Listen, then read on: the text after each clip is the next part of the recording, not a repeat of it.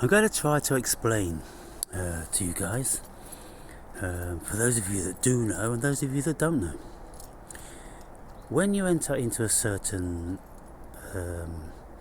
state of consciousness about the world and about nature, then nature enters you. And it's a very, very bizarre thing that it tells you that it is you, and of course it is you, because you're looking, you're noticing, it's your consciousness that is absorbing it. Now, in the Bible, it says, if you think upon me, I will be within you, and if you within me, I'll be within you. And so this is the same from Jesus. And it is absolutely true when we focus our consciousness on something in particular. It becomes very, very powerful. And if we do this over a long time, then most certainly something starts to manifest within us. So there's a lot of truth in the New Testament and some very wise words. Now, as I stand here looking, mesmerized, there are an enormous array of things that I'm going to speak to you about. First off, let us just have a look at the sun here. The sun glistening and sending out flickers, and as the gentle waves sort of wobble over it, it makes it look like it's flickering. And then if you look further, deeper, you can see the sky, of course. You can see the reflection of the branches and the leaves shimmering. And then if you look down here where the direct light is beaming down, look at these, look how these lights. I've just seen them now. The more we look at this stuff, the more we see people. Look at that. It's like you've got this misty, streaky, like cloud hanging over the water.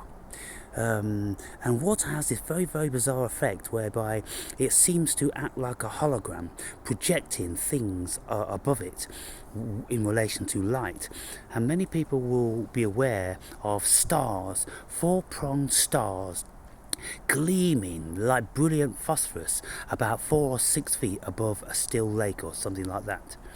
Now, so when we look down, we can see the bottom. We can see the bottom as well as seeing the top, as above, so below. So we can see the sediment, we can see that some branches in the water there, yeah. But also you can see the shimmering leaves of the trees here. And so then when we look further, we see these ripples coming, the flemishing of the water as the wind blows upon it.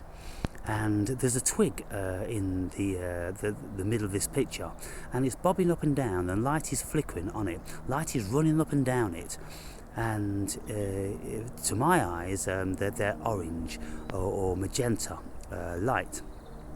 And then when you look further up in the distance, you can see more little stars glimmering and shining and flickering and dancing and swimming around. And then over on this tree here, this is an alder tree here. Alders love to grow on the water's edge.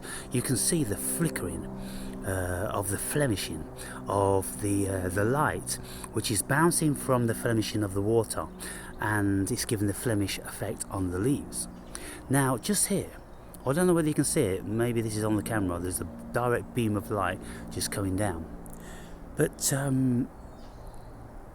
yeah, I mean, we can absolutely get engrossed, mesmerized by it. And when we do that, there is something really, really spiritual about it. It's a level of communication that makes you feel joyous. It makes you feel connected to the whole cosmos, as above, so below. It gives you these instantiations of how things appear to be paradoxical, as above, so below, and how when we look down into the water we can actually see the bottom, but we can also see the top.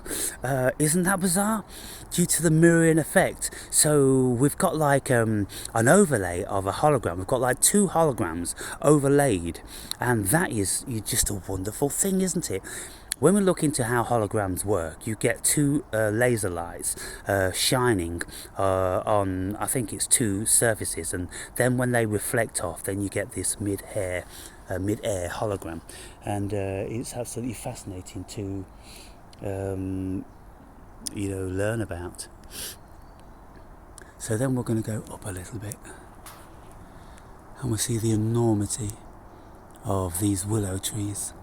Again, willow trees love to grow right next to water.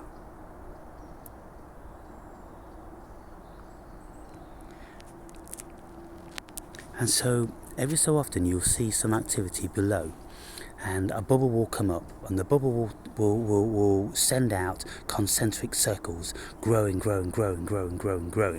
Or if a little creature comes to the surface, I don't know, maybe like a fish or something, then you'll see a similar sort of thing.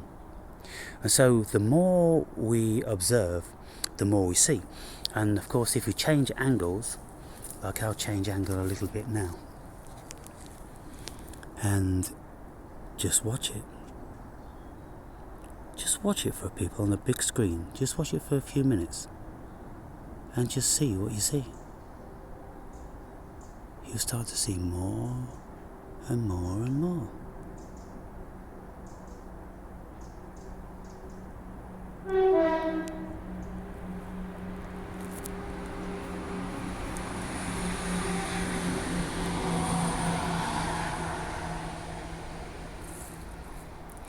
So there are lots of silver birch around here, and I'm looking for polypore, but I haven't seen any as yet. So I think what I'll do is I'll just go on a little bit further.